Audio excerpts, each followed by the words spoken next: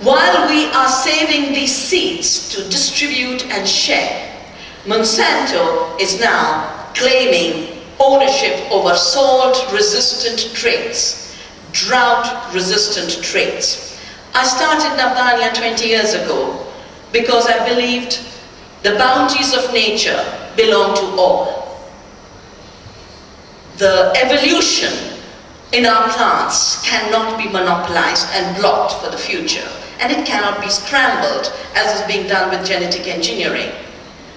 I believe even more importantly today, in periods of climate change, where biodiversity is our most important defense, we must once more give the call of giving biodiversity back to the planet, letting it be shared freely by communities, and having those horrible clauses in the WTO that force patenting of life to be withdrawn.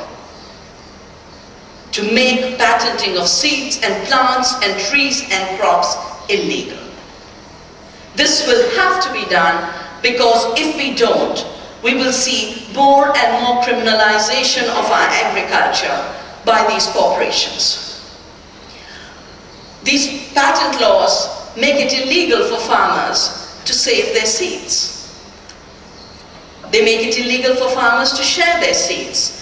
An issue we have been fighting through a very strong Gandhian movement in India called the Bij Satyagraha. Bij is seed, that from which life arises. Satyagraha is the fight for truth. But even here, farmers have been fighting against the introduction of genetically engineered crops because it destroys their options of being organic. And I think it's so wrong that the 0.01% contamination levels have been increased to 0.9% in the name of securing organic, when what we should have had is a removal of all GMOs, because GMOs do not bring any advantage in production, they bring no advantage in quality of food, they bring no advantage for the environment, and no advantage for the public health. They just bring royalty advantage to Monsanto and Syngenta. Why are all the governments of the world slipping into this earth dictatorship when they should be building an earth democracy? And I have this lovely plant sitting here.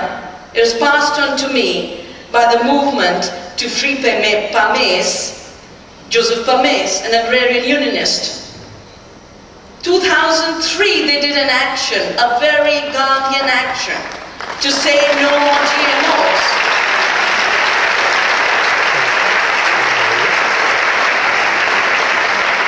And now he's been threatened with 4 years jail and compensation of €50,000.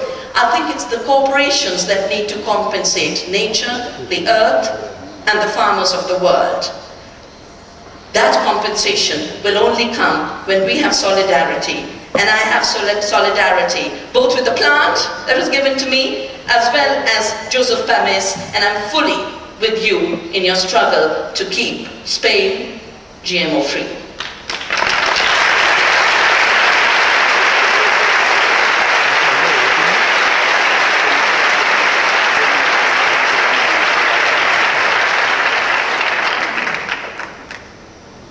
As we prepare for the future, as was said by one of the speakers, a future that is turbulent, a future that's deeply uncertain, a future where the only certainty is that we are going to have huge unpredictability in terms of the conditions of our lives.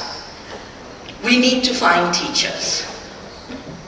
And for me, the seed, the tree, the forest have always been teachers.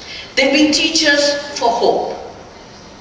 In the worst of circumstances, you can put a seed into the field, seems to be not germinating because the rain didn't come, and 3 drops of a rainfall and you see a germination, you see a sprout shoot up.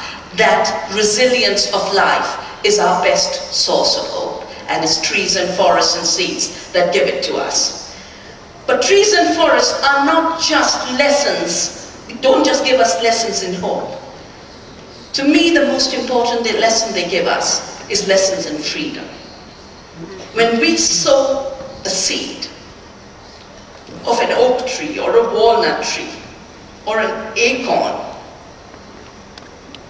or a soya or mustard or wheat, a rice, that tiny little seed, which is so different from the plant that grows, knows exactly how to grow into that plant. It does not need a Mr. Monsanto to say, now twist in the left and rise to the top. It has all the intelligence within it. And that intelligence is the intelligence that is being suppressed. But it's that intelligence that's going to see us through. And it's that intelligence that can only be exercised in freedom. If seeds are turned into terminator seeds, sterile seeds that don't give rise to seed, one of the technologies being tried, that intelligence is being interrupted.